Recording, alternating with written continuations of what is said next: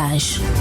Vous avez vécu un fait, une histoire douloureuse, pathétique, mélancolique? Vous avez vécu une expérience surnaturelle où vous avez été témoin des merveilles de Dieu dans votre vie? Venez sauver une vie en partageant votre expérience ou en témoignant les merveilles de Dieu sur la 92.5 FM à travers l'émission Moments de partage. Moments de partage, c'est seulement sur Lux FM avec Sylvie Zingamoko. La pomme n'est pas tombée loin de l'arbre. Elle est la fille d'une juriste de profession et grâce à sa mère, elle réalise enfin son rêve de juriste et devient de nos jours l'une des grandes figures dans la lutte contre les violences basées sur le genre. Elle, c'est Jessica Valérie Mamoni-Goma, substitut du procureur du tribunal de grande instance de Pointe-Noire, procureur près le tribunal pour enfants. Nous la recevons dans Moments de partage pour nous partager son expérience. Alors bonjour Madame Jessica Valérie Mamoni-Goma, vous êtes substitut du procureur de la République près le tribunal pour enfants. Substitut procureur de la République et procureur près le tribunal pour enfants. Le plaisir est pour moi de vous recevoir dans ce studio 50 de Lux FM dans l'émission Moments de partage. Une émission au cours de laquelle nous recevons des personnes qui nous sont chères pour nous partager leur expérience, leurs témoignages. Et nous vous recevons. D'abord, vous êtes substitut du procureur de la République et procureur près le tribunal pour enfants. Alors, Madame Jessica, vous avez fait droit. Oui. Parlez-nous un peu de votre cursus scolaire. Est-ce que ça a été un choix volontaire ou une recommandation? Ah, c'est une très très belle question. En réalité, il faut le dire, ma mère a fait du droit. Ma mère était magistrat. Elle est à la retraite aujourd'hui. Et c'est vrai qu'elle a toujours été un modèle pour moi. J'ai envie de dire, sur ce coup-là, mon papa n'a pas été très très efficace parce que il m'emmenait avec lui au travail souvent. Et il était particulier quand même. Voilà. Et ma mère m'emmenait avec elle aussi. Mais voilà, j'ai eu un peu plus. C'est avant que vous n'alliez à l'école? Avant même que j'aille à l'école, oui. C'est, je crois que les jours où on venait me chercher à la maternelle, quand il y avait personne pour me garder, donc j'étais avec un d'eux au travail.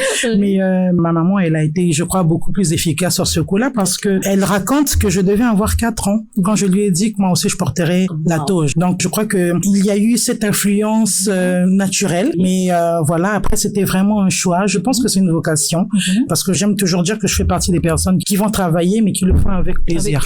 Avec le cœur, oui, exactement. Et quelles ont été vos difficultés sur votre parcours scolaire? Alors, les difficultés, c'était l'école au Congo, tout simplement. Vous savez, quand on va à l'université ici, il y a énormément d'étudiants. Il faut se lever très tôt pour pouvoir avoir de la place. Ça, c'était difficile. Honnêtement. Surtout en faculté de droit. Surtout en faculté de droit, oui. Ça, c'était compliqué. Mais encore une fois, j'ai envie de dire, j'y suis arrivée parce que je voulais y arriver. À un moment donné, j'ai eu un doute parce que j'avais pris plaisir à faire certains exercices d'éloquence. Donc, je me suis dit, tiens, peut-être qu'il faut que j'aille du côté du barreau. Mais non, voilà.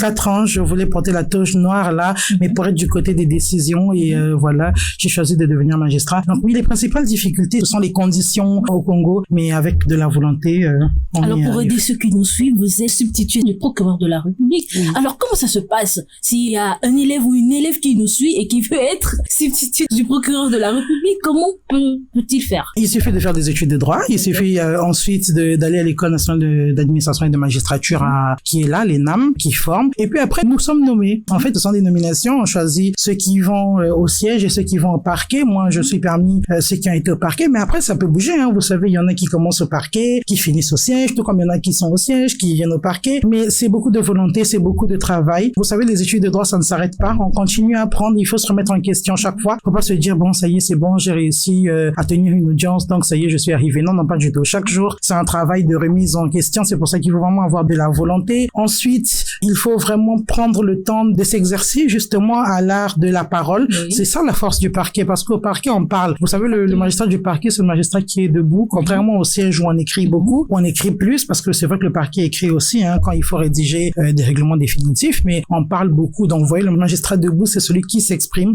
Donc, voilà, il faut... Qui a du verbe. Qui a du verbe. Il faut prendre vraiment le temps de travailler cela. Ça se travaille. On ne naît pas avec, hein. Après, bon, c'est vrai que Dieu peut donner des dons à chacun, mais il y a en plus le travail avec de la volonté. On y arrive. Et puis, bon, que dire de plus si ce n'est le travail, la volonté c'est aimer ce qu'on fait. Et une fois qu'on aime ce qu'on fait, on trouve des formules pour le faire bien. Alors vous êtes jeune et à mon humble avis, les études de droit, c'est plusieurs années? Oui, cela dépend. Pour faire un master, c'est 5 années à la fac de droit. Voilà. Et puis, il y en a qui continuent, hein. Il y en a qui soutiennent des thèses. Donc, ça peut aller jusqu'à 8 ans. Maintenant, après, on peut commencer par s'arrêter au master, commencer à travailler et puis s'inscrire sur une thèse progressivement. On a le temps. On a le temps de le faire. Mais comme je dis encore une fois, c'est de la volonté, du travail. Et surtout, il faut aimer ce qu'on fait. Parce que si on n'aime pas ce qu'on fait, c'est compliqué. C'est compliqué. Vous savez, le magistrat du parquet, j'aime bien le dire, c'est un peu comme le triage à l'hôpital. Les personnes arrivent d'abord devant nous et puis après nous les orientons peut-être devant un juge d'instruction, peut-être directement devant la juridiction de jugement. Mais voilà, il faut recevoir les personnes, il faut les écouter. Vous savez, on devient un peu comme une éponge, on absorbe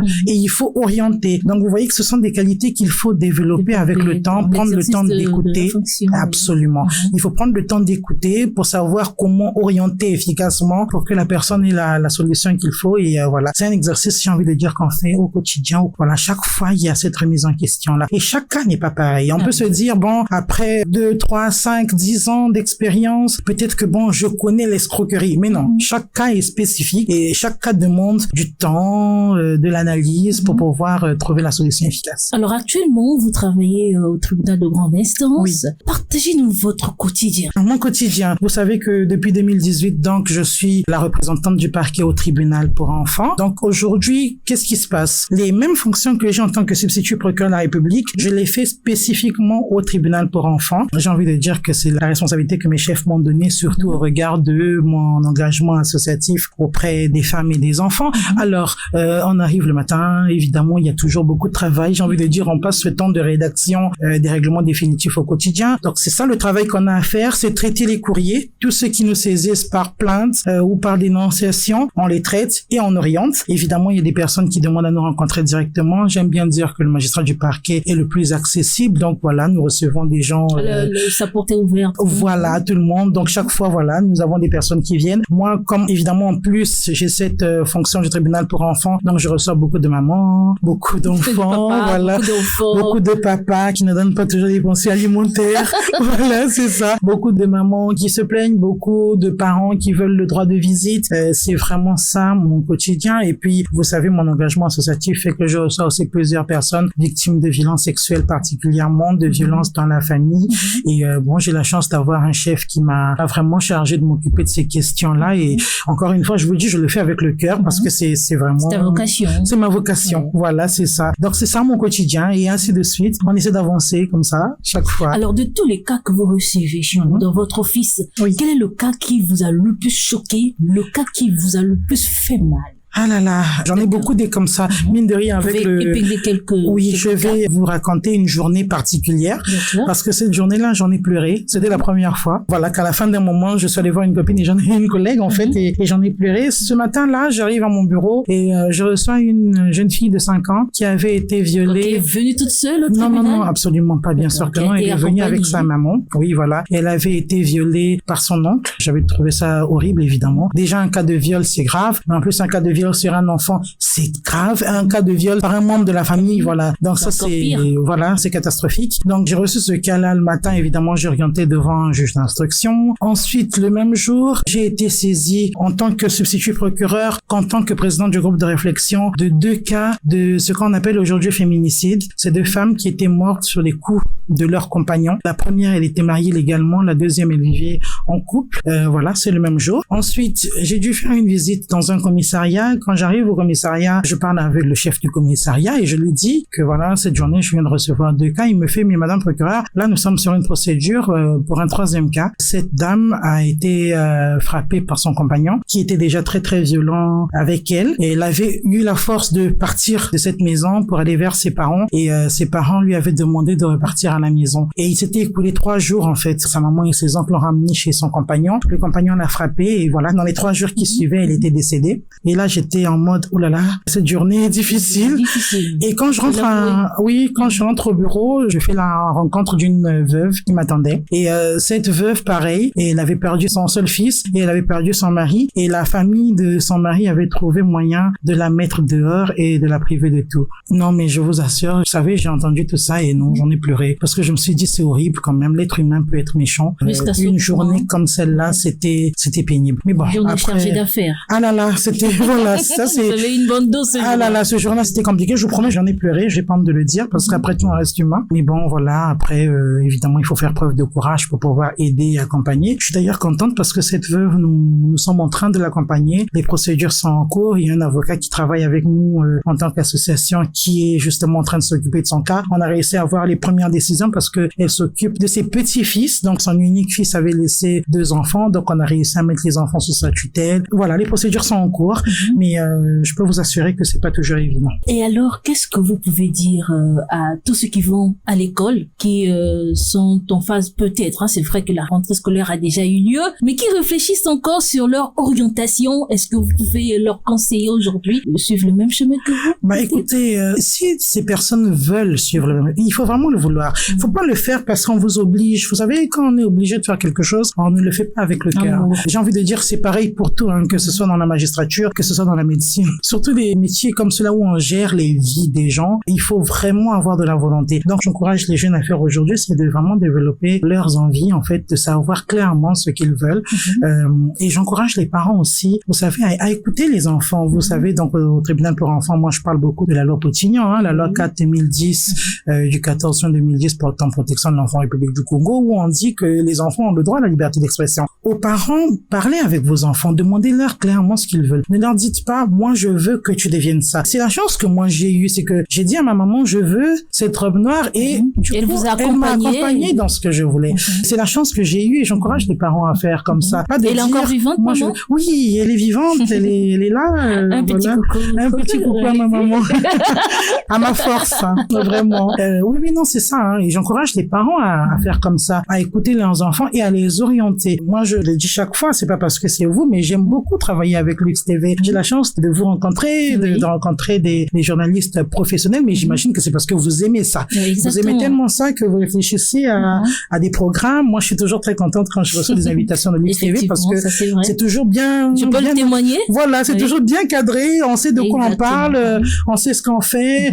Vous êtes à la pointe des journées internationales. J'ai la chance de vous avoir chaque fois lors des journées internationales. Mais c'est parce qu'à la base, vous aimez la chose et vous avez une vision et vous savez ce que vous voulez. Et on avance avec cette vision. Exactement. Mais si on n'a pas, c'est compliqué. Quand on est obligé de faire des choses, c'est compliqué. Et c'est ça qu'il faut faire, en fait, encourager les enfants à sortir leur potentiel.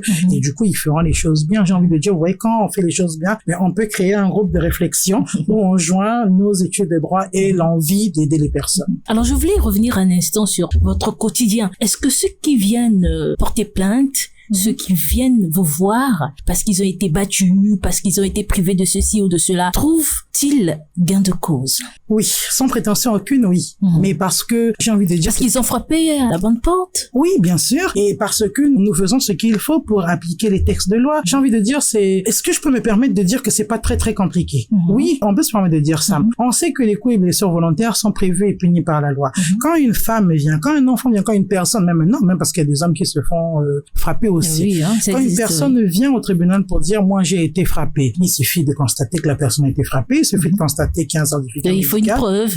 Tout simplement. Et la preuve généralement des coups, c'est par un certificat médical qui constate une incapacité. Il y en a qui nous mettent des photos avec la preuve des blessures et tout. Et puis, il suffit d'appliquer les articles 311, 309 du Code pénal et puis 112 dans la loi Potignan où on frappe volontairement un enfant. On applique. Donc oui, les personnes trouvent gain de cause.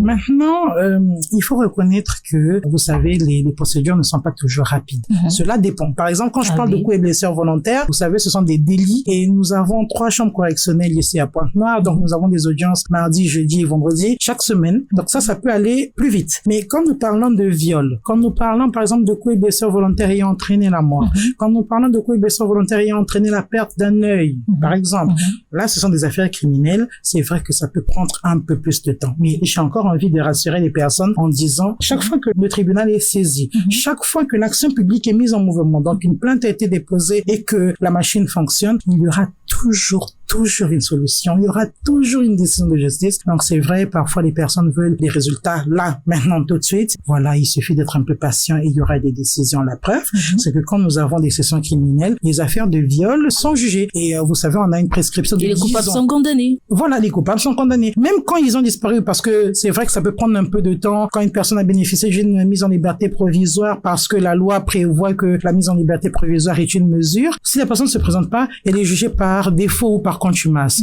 Ça veut dire qu'elle est pas là, mais elle est condamnée quand même. Dans quel que soit le moment, elle vivra cette condamnation. Donc vraiment, soyez rassurés, faites-nous confiance parce que la solution, elle est là en fait. Elle est seulement au niveau des textes de loi et de leur application. Alors, est-ce que vous pouvez nous réitérer votre engagement, votre amour envers ceux qui ont besoin du soutien de la justice? Oui. Allez-y. Comme je vous le disais, aujourd'hui, je préside le groupe de réflexion contre les violences basées sur le genre. Ce n'est que la suite de ce que je fais dans un cadre professionnel au tribunal, mais dans un cadre un peu plus large à l'extérieur. Parce que, au final, la finalité du but du groupe de réflexion, c'est de pouvoir donner l'information aux personnes et que ces personnes viennent chercher les solutions au niveau du tribunal. Comme je dis, là encore, c'est vraiment un engagement parce qu'on se dit, surtout envers les femmes et les enfants qui sont les personnes les plus vulnérables, c'est de se dire, voilà, c'est bien que ces personnes aient l'information. On dit nul n'est censé ignorer la loi. Hein. Donc, vous voyez que c'est vraiment dans ce cadre-là que, avec le groupe de réflexion, avec mon équipe, nous faisons de la sensibilisation sur les textes de loi, nous faisons de la sensibilisation sur les difficultés d'application. Vous savez, nous avons des textes, vous étiez avec nous en mars dernier, quand nous avons parlé de nos textes de loi qui laissent passer des violences envers les femmes. Nous faisons énormément de sensibilisation de façon à ce que les décideurs entendent et que l'on modifie nos textes pour une protection beaucoup plus efficace des personnes. Alors, Madame Jessica Valérie Mamoni-Goma, merci. Merci à vous. Un vrai plaisir d'être avec vous. En tout cas, c'était un plaisir de vous avoir dans cette émission Moment de partage pour nous partager votre expérience quotidienne. Merci beaucoup. Alors, chers auditeurs, c'est la fin de cette émission. Vous avez été nombreux à la suivre. Restez sur la 92.5 FM. De toute façon, vous ne vous sentirez pas mieux ailleurs. Au revoir.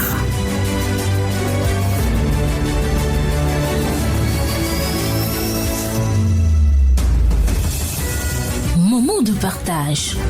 Vous avez vécu un fait, une histoire douloureuse, pathétique, mélancolique. Vous avez vécu une expérience surnaturelle où vous avez été témoin des merveilles de Dieu dans votre vie. Venez sauver une vie en partageant votre expérience ou en témoignant les merveilles de Dieu sur la 92.5 FM à travers l'émission Moment de partage. Moment de partage, c'est seulement sur Lux FM avec Sylvie Zingamoko.